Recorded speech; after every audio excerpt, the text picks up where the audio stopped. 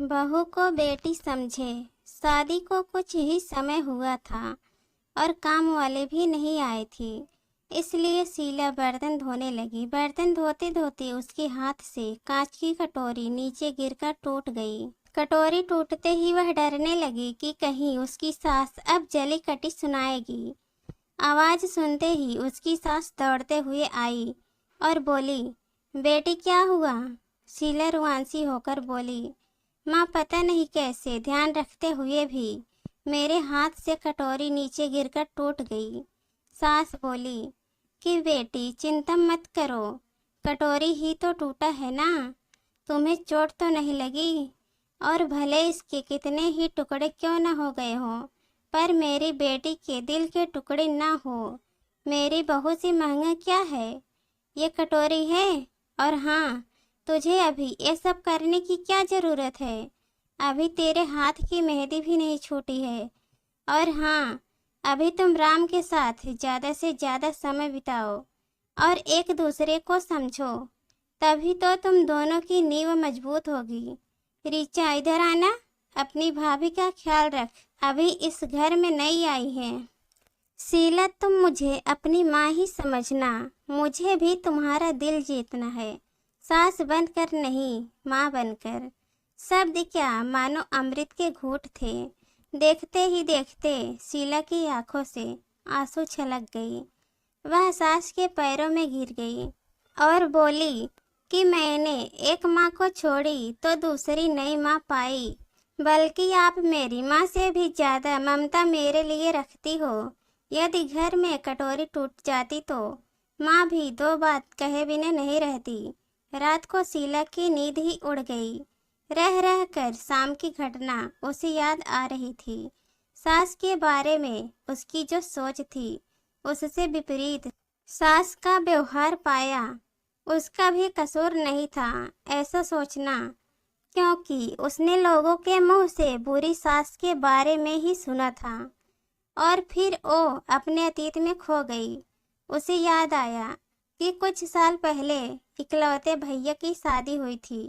भाभी की हाथों से मेहंदी का रंग उतरने से पहले ही माँ ने भाभी पर घर के काम की पूरी जिम्मेदारी डाल दी और अपने ही नियम कानून के हिसाब से भाभी को चलने को विवश करती। माँ ने भाभी को घर में एडजस्ट होने में जरा भी वक्त नहीं दिया। भैया भाभी को बाहर ले जाते तो माँ का मुंह फूल जाता। वो बोलती कि हर समय भाभी को साथ ले जाने की क्या ज़रूरत है।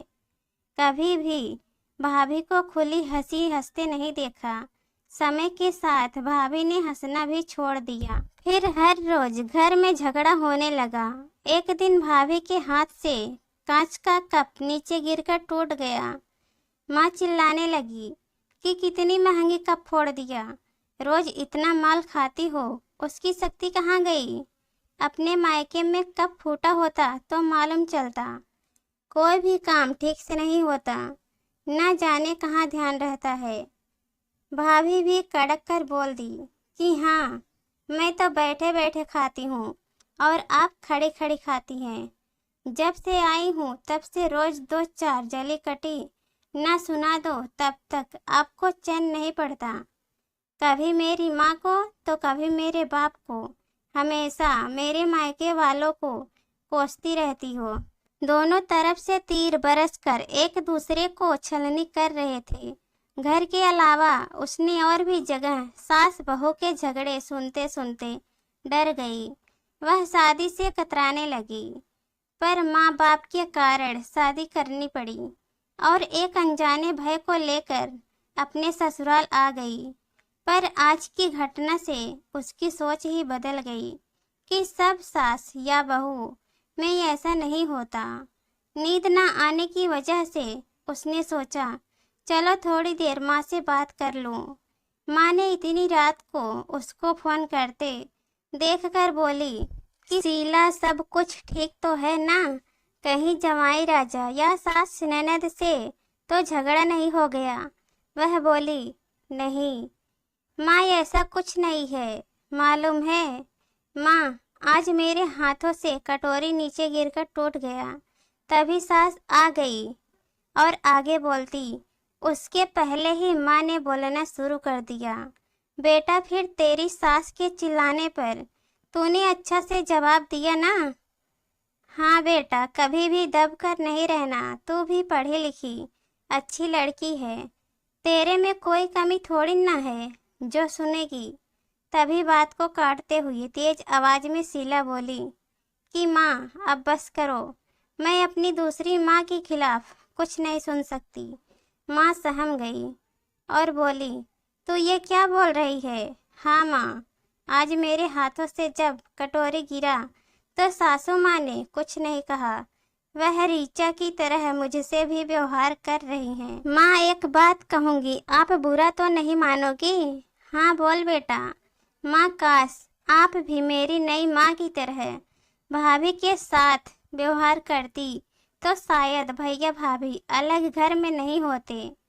माँ, मेरी सास ने शुरू से ही अपने प्रेम से नींव मजबूत कर ली, तो उस पर टिका परिवार में मजबूती कैसे नहीं आएगी?